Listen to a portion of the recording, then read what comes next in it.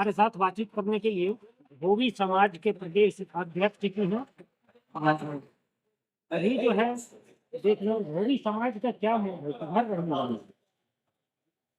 हम लोग का रिप्रेजेंट है सरकार के खिलाफ में जोरदार ढंग से उतारू होना और हमारे समाज के लिए सबसे बड़ा कुठाराघात है बीजेपी का सोच।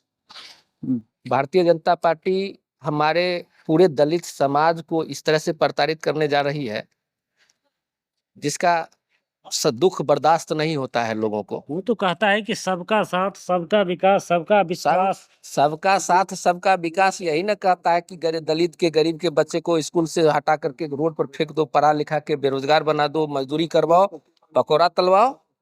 इससे आतुल हैं हम लोग। हमारे जन जन के नेता जो हैं हमारे समाज के उत्थान के विषय में हमारे दलित परिवार को विकास के रास्ते पर ले जाने के माध्यम से जो जिनका सोच रहा है चट्टानी सोच रहा है, सोच नहीं चट्टानी सोच रहा है कि हम लोगों को जिस समय ब्राह्मणवाद था उस समय हम लोगों को प्रताड़ित करने का जो प्रयास करते रहा था उसके खिलाफ जिन्होंने जंग जीत लड़ के हम लोगों को आजाद कराने का प्रयास किया और यहाँ तक पहुंचाया, उसके साथ हम लोग एकजुट हैं और हर हालत में हर परिस्थिति में जिस भी परिस्थिति का सामना करना पड़ेगा सामना करेंगे और हम लोग लालू जी के साथ में हैं और साथ में रहेंगे और लालू जी के आशीर्वाद से हमारे समाज का विकास होता आया है और होता रहेगा।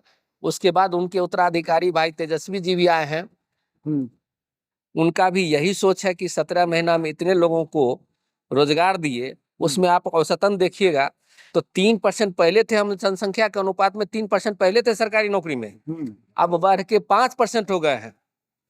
तो ये तो मेरा विकास ना हुआ। हम जो हमको रोटी देगा उसके साथ तो हम रहेंगे ही। खुला चुनौती है बीजेपी सरकार को।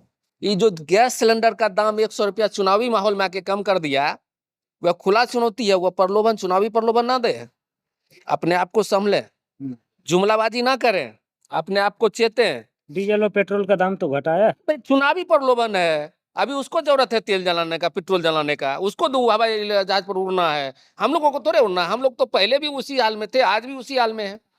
जो हम लोगों को संरक्षण दे रहा है, जो हम लोगों को जिलाने के लिए एक मार्गदर्शन बन के सामने आया है, उसके साथ न रहेंगे हम लोग। हम जयनारायण रजक, हमको प्रताड़ित किया गया, हम खुद प्रताड़ित हैं और मेरा समाज प्रताड़ित है। जिस समय हम लोग बैठ नहीं सकते थे सामने में, कहीं पे एक कहानी है, बहुत पहले की कहानी है। एक जगह हम कुटमैती गए थे, बैठे हुए थे खाट पे, चरपाई पे बैठे हुए थे। एक ब्राह्मण समाज का लोग आया, कहता रे केच को रे, तो बोला कि भाई कुटुम है। तारे हम आए तो खटिवा खाली न कर लो। ये बेगूसराय की कहानी है। हमने कहा था तुम ब्राह्मण हो, तुम अपने औकात में रहो, हम रजक हैं तो हम अपने औकात में।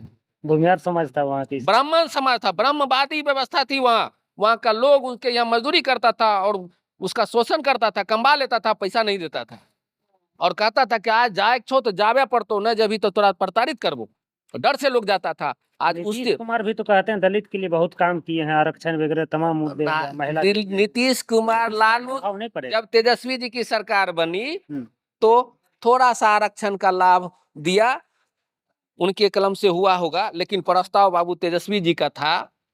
उपलब्धि वो गिनाते हैं। 17 साल में क्या किए? प्रताड़ित किए। आप देखिए, दलित को प्रताड़ित किए।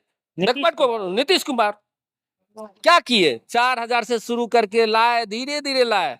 आपको क्या कहते हैं, टोला सेवक को बना तो दिए, आप आंगनबाड़ी सेविका तो बना दिए, क्या कहते हैं कुक तो स्कूल में बहाल कर दिए, आशा दीदी तो बना दिए। एक मजदूर क्लास के महिला को आप घर से निकालने का काम तो किए, लेकिन खाने के लिए रोटी तक आप नहीं दिए।